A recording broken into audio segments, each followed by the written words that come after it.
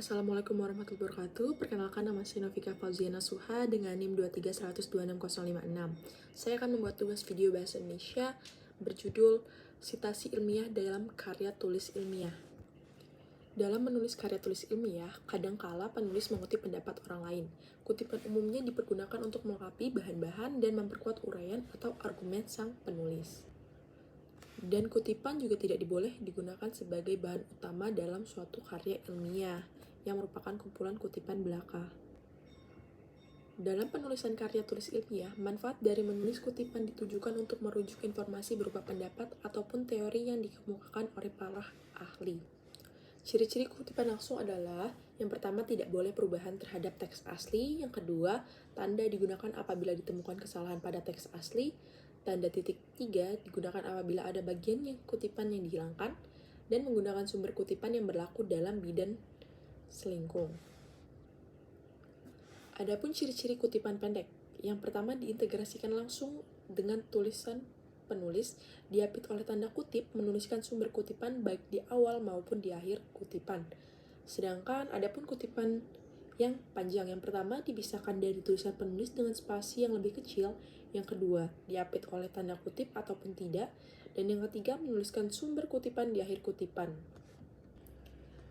Adapun perbedaan dengan kutipan langsung, yang langsung mengambil tulisan asli orang tanpa adanya perubahan pada kutipan tidak langsung.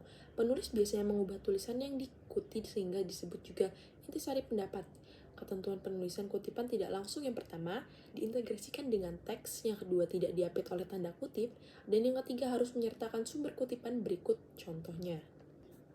Mengutip kutipan selain sebagai etika dalam dunia akademik dan aspek legalitasnya, ada beberapa sumber yang perlu diperhatikan dalam penulisan sumber kutipan. Yang pertama, penulis buku berjumlah 1 orang, maka hanya dituliskan nama akhirnya saja, diikuti tahun terbit, dengan atau tanpa halamannya.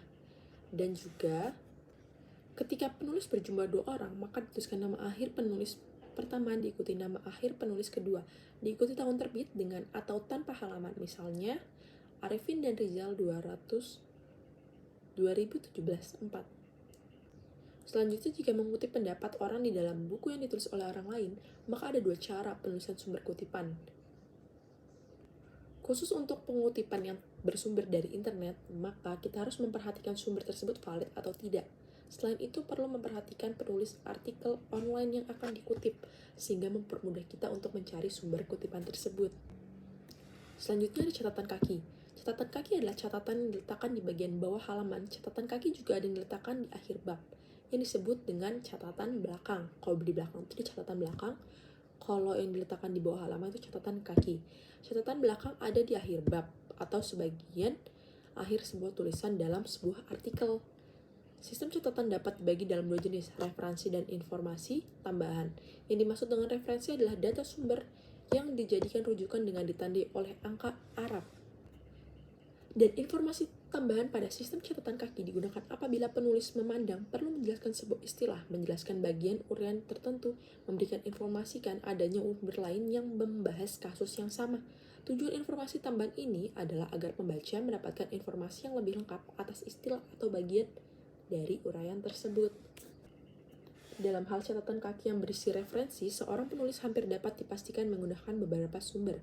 Apabila sumber-sumber itu dirujuk beberapa kali dengan halaman yang sama atau berbeda-beda, maka 3 istilah yaitu IBIT, OP.sheet, dan LOC.sheet harus diketahui dan dipergunakan dengan benar.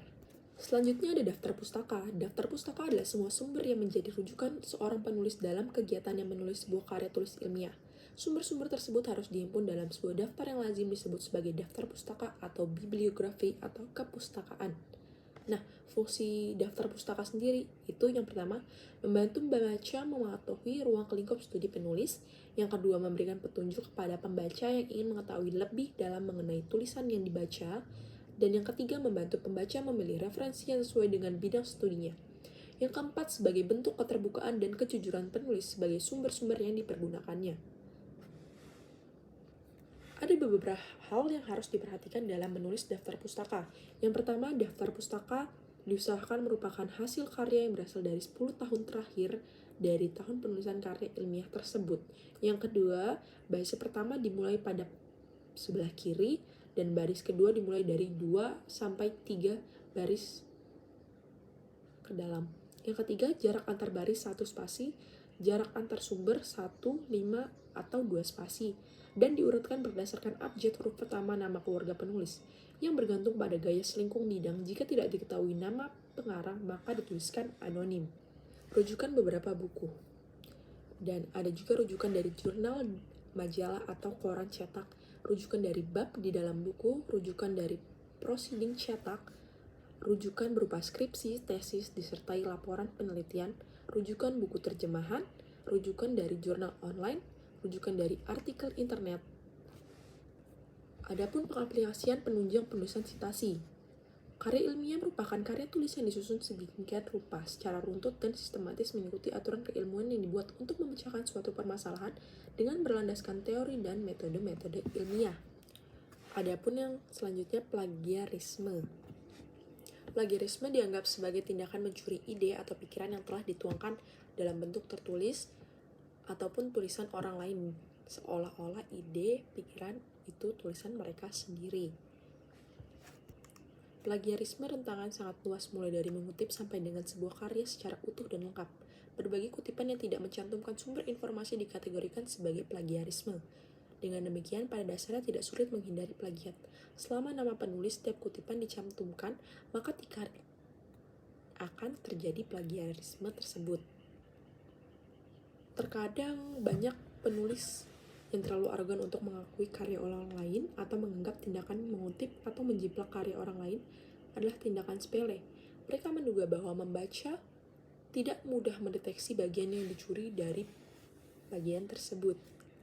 Plagiarisme merupakan tindakan salah yang berarti melakukan pencurian karya penulis asli sehingga pola berpikir kritis menjadi tidak diasah dan lama-kelamaan menjadi kebiasaan. Produk intelektual yang berisikan ide, data, dan tulisan merupakan bentuk hasil karya yang sering menjadi bahan plagiarisme. Plagiarisme sederhananya adalah melakukan copy dan paste tanpa menyebutkan nama penulis, penemu, dan penggagas orisinal. Plagiarisme dapat terjadi secara disengaja maupun tidak disengaja. Kedua alasan motivasional ini tetap dianggap sebagai plagiarisme. Jika pada dua karya ilmiah terdapat kesamaan tanpa melakukan sitasi dan perubahan teks asli menggunakan kata-kata sendiri. Di dunia akademik sendiri, isu plagiarisme bukanlah hal yang baru. Plagiarisme menjadi ancaman bagi integritas ilmu pengetahuan. Dan juga pada ranah ilmiah, naskah yang terbukti plagiarisme dapat berujung pada penarikan atau pembatalan publikasi, bahkan hingga tuntutan hukum. Kontroversi dan perdebatan mengenai kasus plagiarisme hendaknya disikapi secara positif. Bagi kasus plagiarisme hendaknya disikapi para ilmuwan dan penulis Indonesia. Kasus-kasus terjadi dapat menjadi pelajaran dan membangun upaya pencegahan plagiarisme. Tidak banyak akademisi yang memahami batasan-batasan plagiarisme. Jenis plagiarisme. Berbagai kategori plagiarisme berikut hasil yang telah dikumpulkan. Yang pertama, word by word plagiarisme, word switch plagiarisme, metafor plagiarisme, ide plagiarisme, dan self-plagiarisme. Nah, selanjutnya yaitu penyebab plagiarisme. Apa sih penyebab plagiarisme sendiri? Nah, untuk penyebabnya sendiri itu dibedakan menjadi dua, yang disengaja dan yang tidak disengaja. Yang disengaja apabila sejak awal tindakan plagiat tersebut telah dipikirkan dan direncanakan. Sedangkan yang tidak sengaja yaitu terjadi dengan melakukan pengutipan panjang atau pendek, tetapi kemudian lupa mencantumkan nama penulis asli dan sumber informasi.